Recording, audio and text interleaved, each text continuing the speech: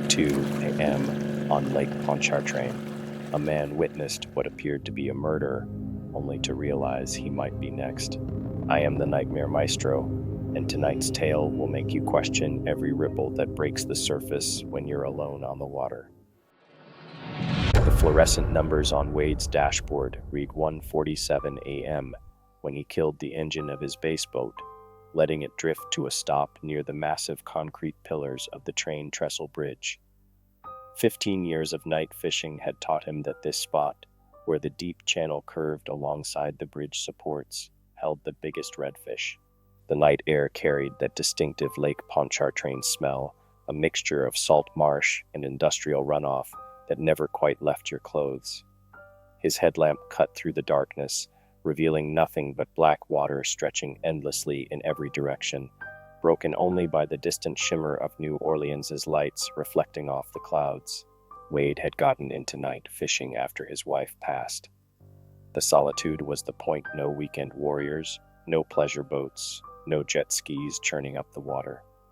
Just him, the gentle lap of waves against the hull, and the promise of big fish hunting in the depths below. He'd learned every quirk of these waters, memorized the way the currents shifted with the tides, knew exactly where to anchor to catch the perfect drift along the bridge supports. The lake had become his escape, his therapy, his way of processing grief without having to explain himself to well-meaning friends and family. The routine was meditation. Anchor down, rods positioned, fresh shrimp threaded carefully onto circle hooks. The familiar movements required no thought. Muscle memory developed over countless nights just like this one. But tonight, something felt off. The water was too still, the silence too complete. Even the ever-present hum of the city seemed muted, as though something was dampening the usual nighttime sounds. Wade shook off the feeling. The lake played tricks with your senses after dark. Every experienced night fisherman knew that. Your mind filled in the gaps that your eyes couldn't see, turned shadows into shapes, transformed ordinary sounds into threats. He'd taught himself years ago to trust his instruments over his instincts.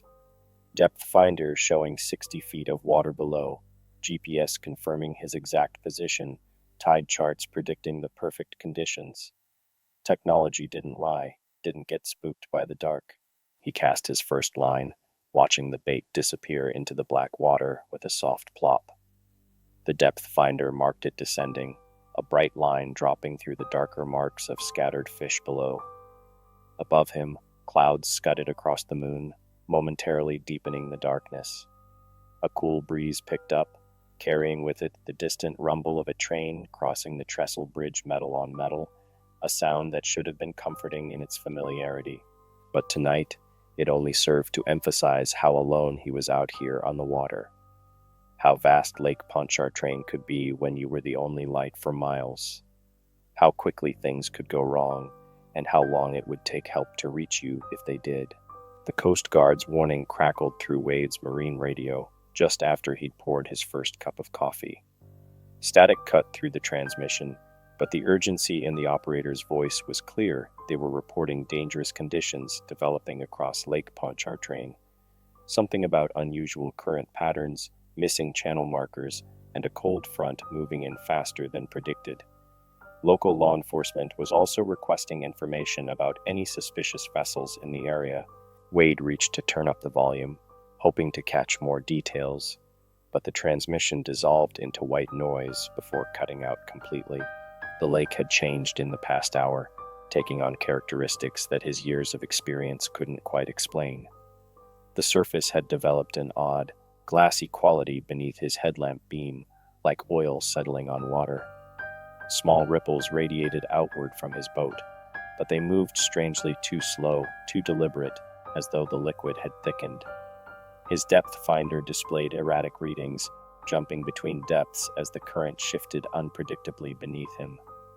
In 15 years, he'd never seen the electronics behave quite like this. The first bite came without warning, nearly yanking the rod from its holder. Wade grabbed it instinctively, muscle memory taking over as he adjusted the drag. But something was wrong. This didn't feel like a redfish, or any other species he regularly pulled from these waters. The pull was different, erratic, almost desperate. The line cut through the water in sharp angles instead of the usual powerful runs, as though whatever was on the other end was trying to attract attention rather than escape. He killed his headlamp to reduce the glare, letting his eyes adjust to the ambient light. That's when he noticed the other boats, or rather, their absence. On a night this perfect, with ideal tide conditions and clear weather, there should have been at least a few other lights scattered across the darkness. Local fishermen knew these were prime hours. Yet the horizon was empty, as though everyone else had received some warning that Wade had missed. The fish made another sudden movement, and Wade leaned over the side, trying to spot it in the murky depths. His spotlight caught something pale just below the surface, too pale to be a fish, too solid to be a wave. The beam illuminated what looked like fingers for a split second before the shape vanished, leaving only expanding rings on the water's surface. His hands began trembling on the rod, and the evening breeze now carried something new. The metallic tang of fresh blood mixing with the lake's briny smell. His eyes swept the water, searching for any sign of what he'd seen. The depth finder continued its erratic dance, now showing multiple solid objects moving beneath his boat. Training and experience told him to trust his instruments, but tonight, that only made things worse. Because according to his electronics, something large, several somethings were circling in the depths below. The kayak emerged from the darkness like a harbinger of doom, its hull gleaming wet in Wade's spotlight beam. It drifted past his boat upside down, the bottom scraped and gouged as though it had been dragged across the lake's rocky shoals. A paddle floated nearby, the composite blade snapped clean off damage that would have required tremendous force. His throat tightened at the implications. No experienced paddler would venture this far into Lake Pontchartrain at night, especially not alone. Not with storm warnings and Coast Guard alerts active. His marine radio remained stubbornly silent when he tried to call it in. Even the emergency channel produced nothing but static, though he could have sworn he heard fragments of voices buried in the white noise, clipped phrases about missing vessels and coordinates. The GPS display flickered and died, then rebooted with coordinates that made his blood run cold, showing him simultaneously in the middle of the lake and 2 miles inland. Wade had relied on this equipment for years. He knew its quirks, its limitations. This wasn't normal equipment failure. The splashing started soft, almost imperceptible against the normal sounds of water against hull. But it grew closer, more deliberate, accompanied by the wet sound of something moving with purpose. Wade swung his spotlight toward the noise, heart pounding as the beam illuminated a hand breaking the surface 30 yards out. The fingers splayed wide, reaching toward the night sky before disappearing beneath the black water. Even at this distance, he could see the hand was pale, bloodless, its movements too precise to be those of a drowning victim. He was already reaching for his throw rope when a second figure surfaced, gasping and thrashing wildly. Water streamed from the man's face as he fought to stay afloat, his movements speaking of pure panic. The stranger's eyes locked onto Wade with an intensity that felt wrong, desperate in a way that went beyond normal fear of drowning. His mouth opened as if to call for help, but only produced choking sounds as lake water poured out. That's when the third figure surfaced, a dark shape rising from the depths with predatory grace. In the harsh beam of the spotlight, Wade caught a glimpse of professional diving gear partially hidden under dark clothes, military-grade equipment that had no business being out here at this hour. The attacker's hands wrapped around the second man's throat with practiced efficiency, and Wade realized with growing horror that he wasn't witnessing a rescue gone wrong. This was an execution. The victim's struggles grew weaker as both figures disappeared beneath the surface, leaving behind only ripples and a lingering echo of muffled screams. Wade's spotlight caught one final detail before they vanished: a tattoo on the attacker's wrist, some kind of professional or military insignia that spoke of training, of organization, of purpose. Wade's training kicked in through the panic man overboard procedure, Coast Guard protocols, the steps as clear in his mind as if he were reading them from a manual. But his hands refused to move, frozen by the brutal efficiency of what he'd just witnessed. This wasn't a drowning or a boating accident. He'd just watched a professional killer at work, someone who knew exactly how to make a body disappear in Lake Pontchartrain's vast expanse. The night pressed in closer, seeming to thicken around his boat. His spotlight dimmed, the batteries failing at the worst possible moment. The lake had gone preternaturally still, creating a mirror surface that reflected the clouded sky above. The effect made it impossible to judge depth or distance, as if he were suspended in a void between water and sky. Even the distant lights of New Orleans seemed to have retreated, leaving him truly alone with whatever lurked in these waters. The first impact came without warning, a hollow metallic bang resonating through his boat's hull, something solid striking beneath the waterline. Wade jerked away from the sound, nearly dropping his spotlight. The hit came again, more deliberate this time, moving from stern toward bow. His depth finder exploded in a cascade of alerts, detecting multiple objects moving beneath his boat. These weren't random strikes. Something was testing his vessel's vulnerabilities. He forced himself to think rationally, to process what he knew. Lake Pontchartrain had always held secrets. Local fishermen whispered about bodies dumped here, evidence discarded in weighted bags, the casualties of New Orleans's criminal underworld. But those had been distant stories, urban legends to share over beers. The methodical impacts below suggested something far more organized, more professional. The strikes stopped directly beneath where Wade stood. Water sluiced off the hull as something pressed upward, creating a visible bulge in the lake's mirrored surface. His spotlight caught movement, not the chaotic splash of a swimmer, but deliberate, coordinated motion. The beam illuminated specialized diving gear built for covert operations, the kind of equipment that cost more than most boats on this lake. His mind raced through implications. The missing channel markers reported by the Coast Guard, the GPS malfunction, the absence of other boats. This wasn't just one killing, it was a cleanup operation. They'd cleared the area methodically, ensuring no witnesses to whatever they were disposing of in the lake's depths. And now Wade had stumbled into the middle of it, armed with nothing but fishing gear against what appeared to be a professional hit squad. The boat rocked violently as multiple attackers pulled themselves aboard, water cascading from black tactical gear. Wade scrambled backward, putting the center console between himself and the first figure, a tall man moving with the fluid grace of special operations training. Each team member emerged from the water in perfect sequence, securing positions around the boat's perimeter with practiced efficiency. No wasted movement, no unnecessary communication. The team leader spoke with cold authority, his voice carrying the clipped tones of military background. This could end quickly if Wade cooperated. They just needed to ensure there would be no witnesses to tonight's operation. Around the boat, more shapes rose from the water, transforming his familiar fishing vessel into a tactical operations platform.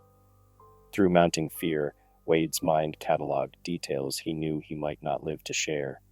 Modified underwater propulsion devices, specialized sonar arrays, equipment designed for covert disposal operations. Wade's headlamp flickered its last warning as they systematically secured the scene. One diver moved to the controls, checking systems with the familiarity of someone who'd disabled similar boats before. Another began methodically collecting Wade's identification, fishing licenses, anything that could connect him to this location. The team leader never moved, his eyes holding the flat, emotionless gaze of someone who had done this countless times. The boat listed dangerously as more weight came aboard. Through the mounting terror, Wade's fishing experience nagged at him about something wrong with this scene. The water displacement around their dive gear didn't match the surface chop. Their movements were too well choreographed for the lake's notorious currents. They knew these waters intimately, had clearly used them as their killing ground many times before. The realization hit him like ice water. They weren't just here for one body tonight. The kayaker had probably witnessed part of their operation, become another loose end to clean up. And now Wade had joined that list. His years on the water had taught him to read people as carefully as he read water conditions. These men weren't going to leave witnesses, regardless of any cooperation. Their efficiency spoke of countless similar operations, untold numbers of bodies already hidden in the lake's depths. If he was going to survive, he had precious few moments to act while they were still securing the scene. Wade's hands found the ignition key, fingers trembling against the cold metal as his mind raced through escape scenarios. The engine coughed once, twice, struggling against the weight of 6 heavily equipped men now crowding his boat. Water sloshed over the gunwales as the vessel listed dangerously to port, their specialized diving gear adding hundreds of pounds of unbalanced weight. The team leader's expression shifted subtly, the first real emotion he'd shown, a flash of annoyance at a prey not accepting its fate quietly. The motor finally roared to life, the sound shattering the night's eerie silence. Wade threw the throttle forward, and the boat lurched ahead with a violence that sent 2 of the divers sprawling. Their bodies hit the water with heavy splashes, but their teammates reacted with practiced coordination. One grabbed the steering column while another lunged for the kill switch.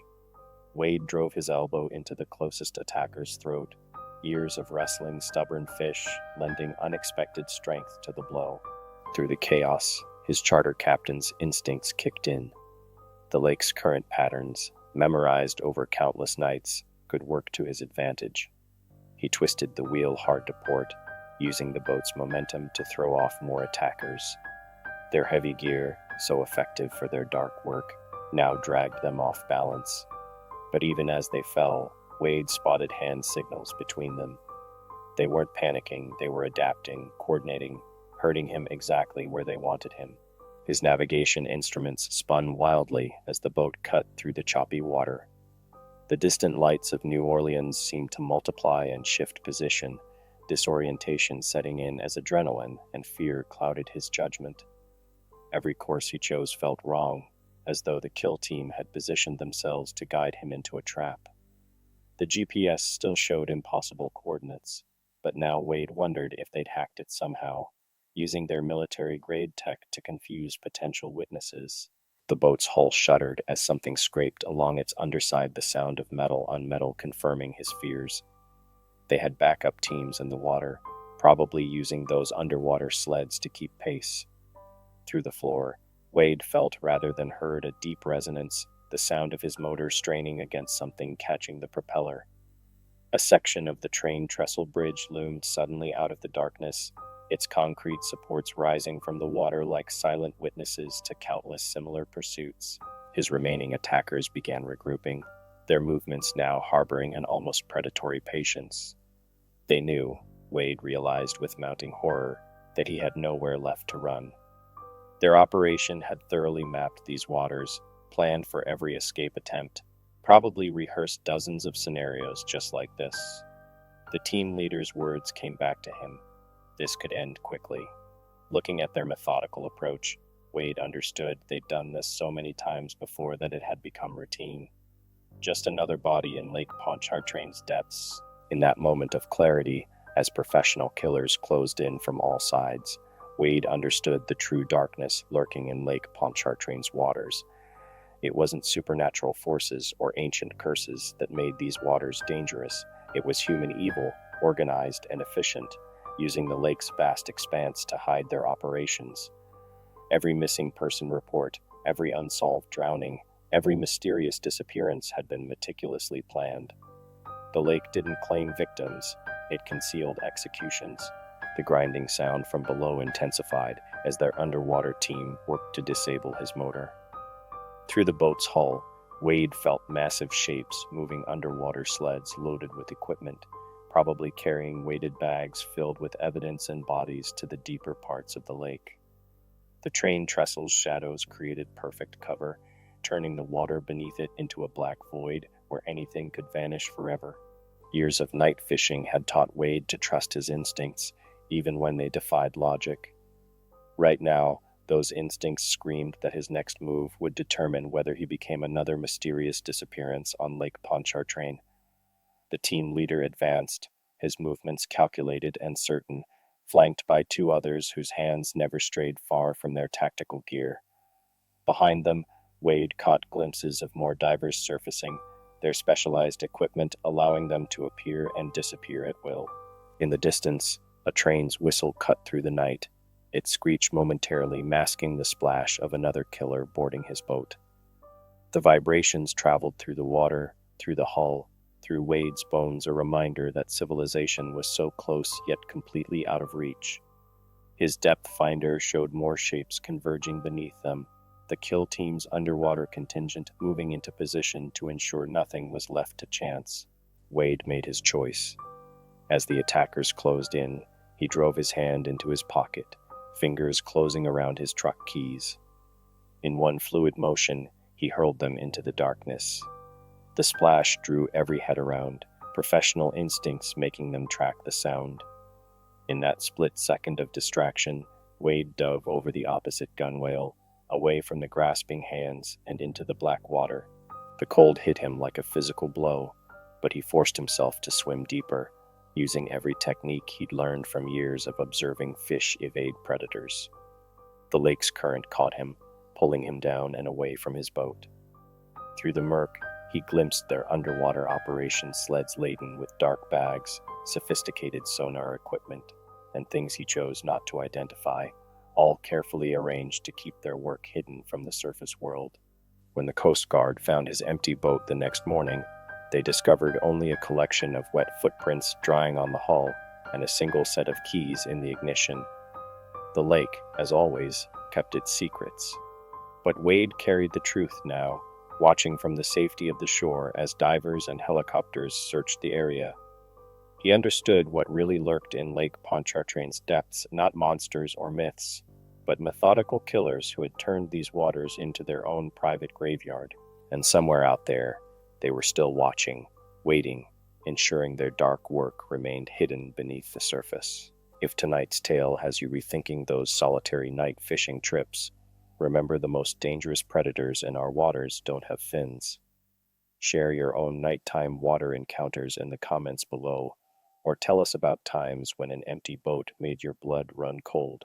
Don't forget to subscribe to the Nightmare Maestro and ring that notification bell for more tales from America's darker waters. Until next time, keep your radio charged. And remember, when you're alone on the water at night, not every light in the distance is there to rescue you.